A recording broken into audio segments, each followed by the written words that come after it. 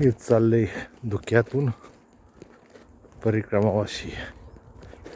प्रचंड धुका आहे. सूर्योदय झालेला आहे.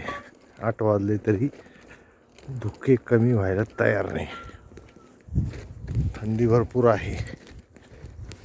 हे वाटाण्याचं शेत. हे सर्व वाटाणा आपल्याला या ठिकाणी पाहायला मिळतो.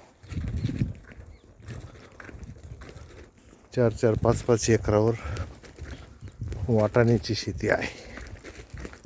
मध्य प्रदेशच्या समृद्ध जमिनीमध्ये वाटाणा, तूर